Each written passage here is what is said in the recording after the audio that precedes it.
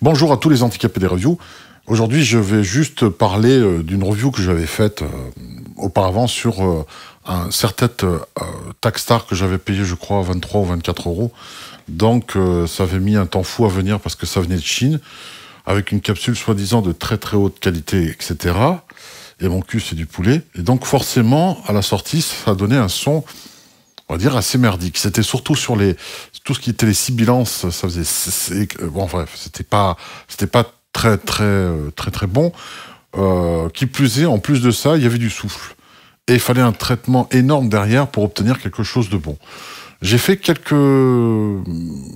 démonté quelques capsules que j'ai trouvées. En fait, j'ai démonté ici, et c'était une capsule cardio 5 mm. Donc, j'en ai cherché d'autres. Je les ai placées, certaines soufflées, d'autres moins, etc. Jusqu'au moment où j'ai trouvé une capsule qui, apparemment, avait un son, on va dire, satisfaisant, et qui, en même temps, n'avait pas un souffle de tempête derrière. Et donc, je me suis décidé à le mettre, enfin à le modifier. Ça fait pas mal de temps que j'en parlais. Et donc, je l'ai branché ici, hein, tout simplement sur l'émetteur Rode, Filmmaker Kit, pour le mettre. Alors, évidemment, vous vous doutez bien que le câble est vraiment fragile. Je pense qu'il va déconner très rapidement. Il y a chez Thomann un système de visserie de jack lock avec une vis qui se met. Donc je suppose que je le modifierai pour le mettre, pour sécuriser, pour éviter les crac-crac. Alors je sais pas si là ça va fonctionner, mais peut-être que ça cracouille. Donc on va quand même, je vais quand même sécuriser pour mettre une vis lock et peut-être changer aussi le câble à l'intérieur. Mais il semblerait là, si le son évidemment est traité, hein, vous semblez bien, mais de manière assez classique. Hein, il n'y a pas vraiment de micro-serre-tête ou micro-lavalier qui ne demande pas un minimum de traitement derrière, pour avoir un son plein, beau, chaud et agréable à entendre. Donc là, le remplacement de la capsule, pour moi, me convient. Le son me paraît correct pour du speech. Pour du speech, hein. On ne parle pas encore de chant, on n'est pas dans les très très hautes gammes de CC Sennheiser ou Shure ou autre. Là, on reste dans du pur speech. Bon, je veux simplement dire par là que la structure en fait du double hook, hein, souvent on dit single hook, ce sont des micro-serre-têtes qui ne tiennent que sur une oreille, peu tiennent bien, à part les micro-serre-têtes single hook de chez Samsung, qui ont une espèce d'élastique qui se met à l'arrière, qui maintient bien quand même le microphone en place. Certaines personnes sur Thomann disent que ça tient bien sur les grandes oreilles, mais sur les petites oreilles, ça branle-balle et ça dégage. Donc c'est pas très très bon. Le double hook est quand même ma préférée parce qu'en fait on peut secouer de cette manière et ça fonctionne suffisamment bien. Là, regardez, je bouge comme ça et il se balade et ça a l'air de bien tenir quand même. C'est quand même mieux d'avoir deux comme ceci. Deux clips comme ça sur les deux oreilles, au moins on est sûr du maintien. D'autres qu'on paye à partir, je me suis renseigné, on ne trouve qu'à partir vraiment 300 euros des serre-têtes qui vaillent vraiment la peine avec une qualité de capsule plus qu'honorable et pour de la présentation, du presenting, du speech, etc. Bien là, il me semble que pour 20 euros plus une capsule de récupération, si je change le câble et le lock, hein, comme on voit là ici, je pense que je gagnerai en qualité parce que la qualité du câble peut ajouter aussi du souffle. Donc je reculerai encore le souffle à l'arrière, bien qu'il n'y en a vraiment pas. Franchement, il y en a, je crois que je l'ai mesuré à moins 57 ou moins 60 dB en dessous. Donc vraiment, c'est nature, hein, sans aucun traitement. La capsule d'elle-même a moins 60, presque moins 60 dB de bruit de fond. Ce qui est très bas. Ce qui est vraiment bas. Donc, si on met un léger, on fait un silence, une empreinte de bruit de fond, et qu'on peut reculer ça à moins 66, si derrière on met un petit gate très léger entre les mots que l'on dit, on peut reculer le bruit de fond très loin, à moins 72 dB, bref, en dessous du seuil d'audibilité. Donc, ça marche très bien. Au niveau de ce qui est de haut de gamme, toujours ce qui se passe, souvent ils ont une espèce de petite bague en caoutchouc qui est là, souvent sur la tige, qui évite de frotter les poils de barbe, etc. pour éviter de faire des cring qui vont être sur la capsule. Bon, celui-ci n'en a pas, mais il peut quand même se régler. Vous voyez, on peut dévisser ici la petite vis et puis rallonger plus ou moins et positionner le micro. Le positionnement est quand même important. Je l'ai mis un peu plus en arrière pour prendre une marge. Le son était un peu sourdingue. Il prenait un peu mal les aigus. Je l'ai rapproché un petit peu et il semblerait que là, ce soit bon. Après, il faut pas insister sur les S, les ch, etc.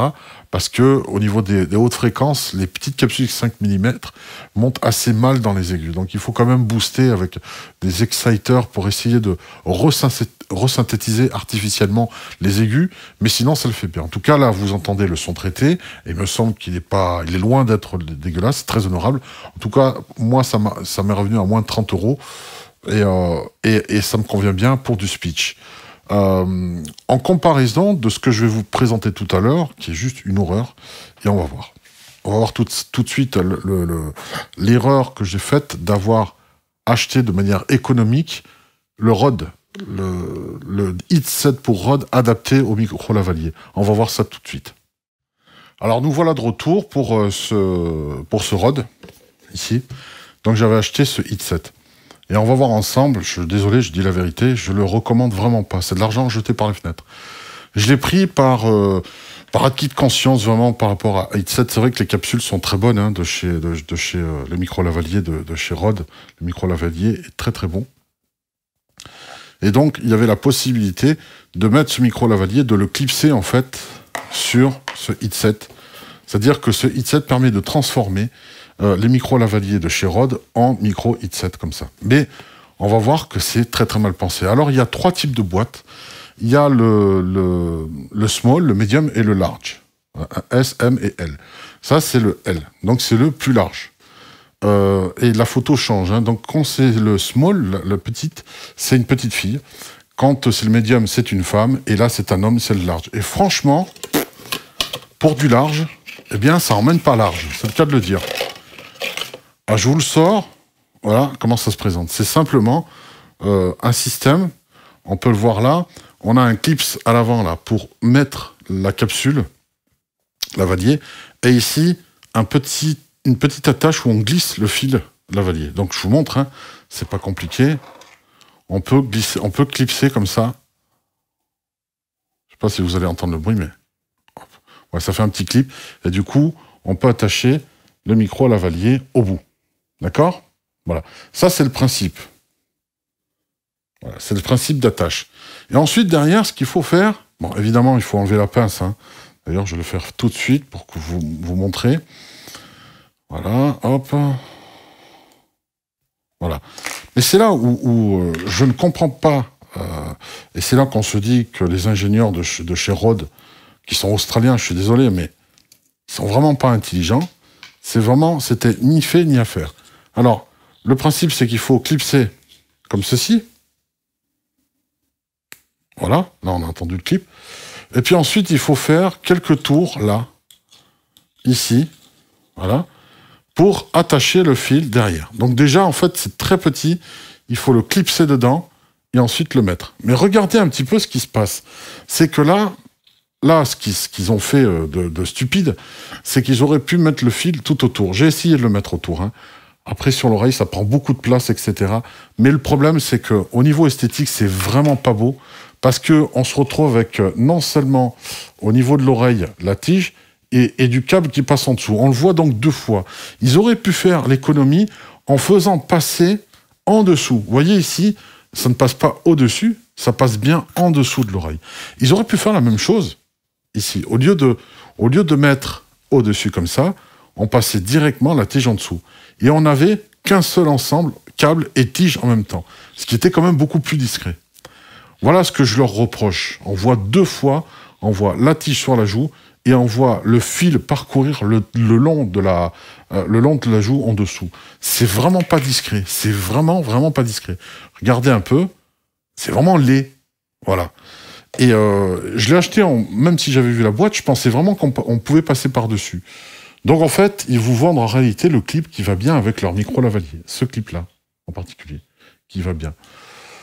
C'est tout ce qu'il y a comme avantage. Mais par contre, quand vous défaites, pour enlever le clip à l'arrière, là, il faut quand même forcer, parce qu'il est rentré en force. pour le retirer, c'est pas simple. Donc, ça abîme le câble. Et donc, à force de le mettre et de le défaire, à mon avis, à un moment donné, vous allez avoir un souci, à force de l'enquiller ici et de l'enlever, vous allez finir par avoir un souci de câble.